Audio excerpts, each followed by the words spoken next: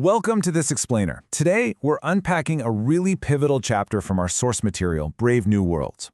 We're going to dive deep into one of the most defining eras in human history, the Renaissance's age of global exploration.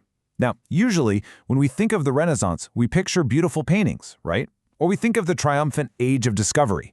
But as we look closely at the historical sources, a much darker, much more complex picture emerges of how our modern world was actually forged.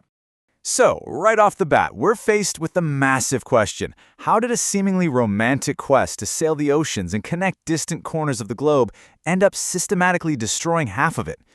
History often romanticizes this era. It frames it as this ultimate triumph of human curiosity and navigation. But to truly understand the expansion outlined in this era of Brave New Worlds, we really have to look past the sails and the compasses. We have to examine the profound human cost that basically bankrolled this entire golden age. To get some context, let's think about Martin Beheim's Erdapfelglobe. It was created in Germany back in 1492, and it perfectly captures the 15th century European worldview right on the eve of this huge global explosion. But there's a massive detail missing from it. There are no Americas.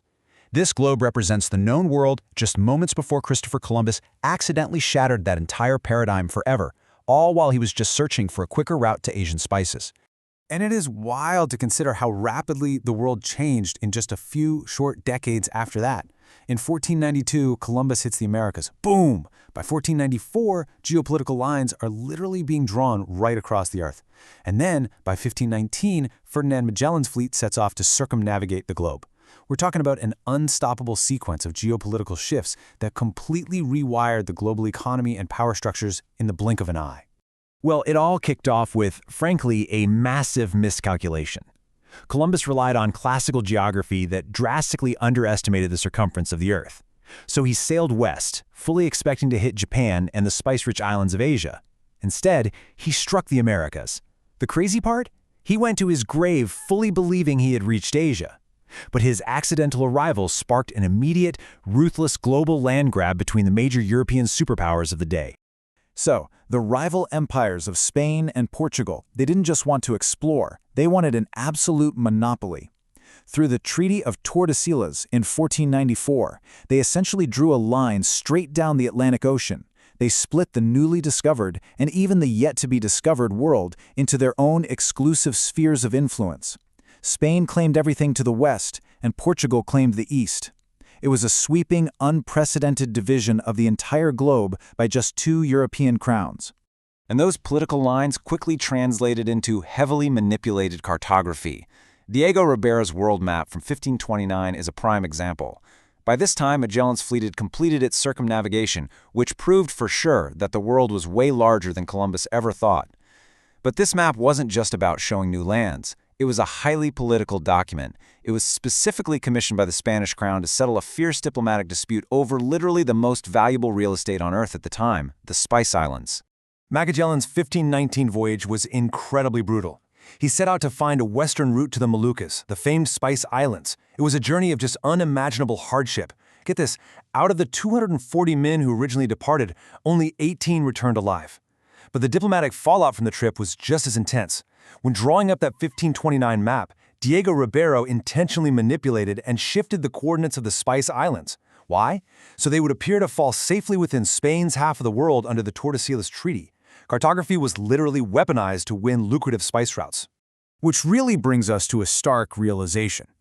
The grand narrative we always hear about scientific triumph, about bravely pushing the boundaries of human knowledge, it kind of masks the historical reality. Because the true engine driving these perilous voyages, the map manipulations, the imperial treaties, it wasn't a noble pursuit of geography. It was unadulterated greed, an absolute insatiable hunger for gold, silver, and high-value spices to fund the ever-expanding empires back home. And this creates the stark duality of the Renaissance. On one side of the ledger, Europe gains unprecedented wealth. We're talking flowing rivers of gold, silver, and spices that fully funded its cultural explosion. But on the other side, the indigenous populations of the Americas faced absolute decimation through foreign diseases, military massacres, and systemic enslavement. The historical reality of exactly how this wealth was extracted is just brutal. In 1521, Hernán Cortés led a small band of conquistadors and completely destroyed the Aztec Empire. Just over a decade later, in 1533, Francisco Pizarro conquered the Inca Empire, and following those conquests, the Spanish imposed what was known as the encomienda system. It was basically a quasi-feudal arrangement that effectively enslaved the surviving indigenous populations, violently forcing them to work their own lands for the sole benefit of their European overlords. But the exploitation didn't stop at agriculture, right? It moved underground. The discovery of the massive Potosi silver mountain in modern-day Bolivia completely changed the global economy.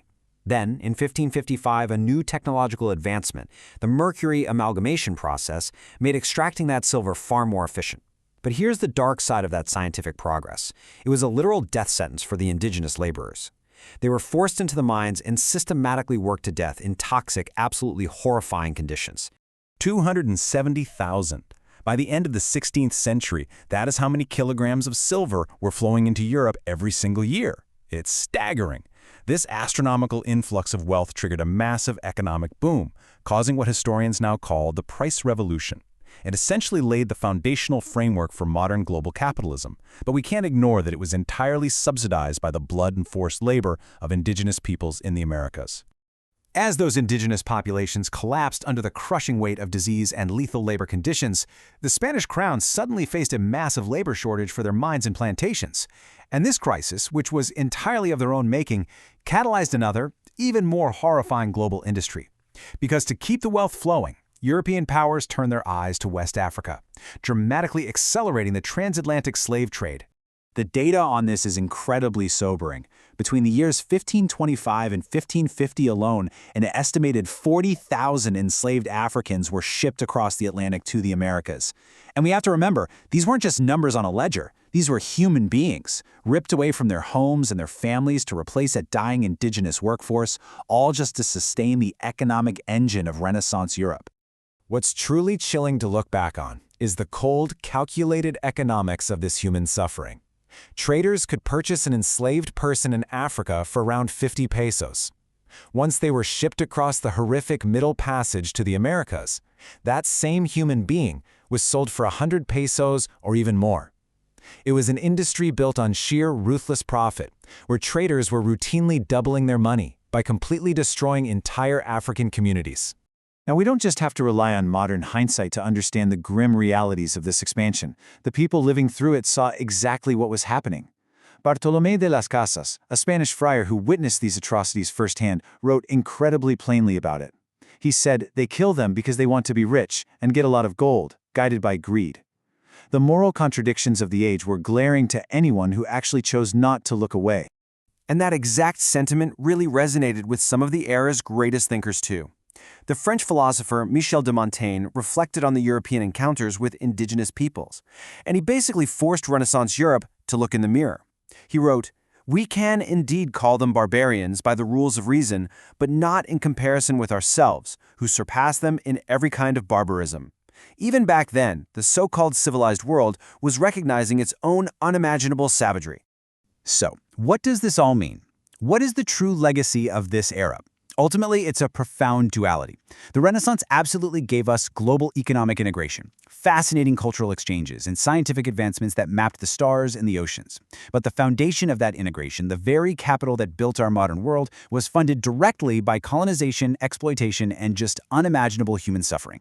Which leaves us with a final, really vital question to ponder. Can we truly celebrate the soaring achievements of the Renaissance without acknowledging the blood it was built on?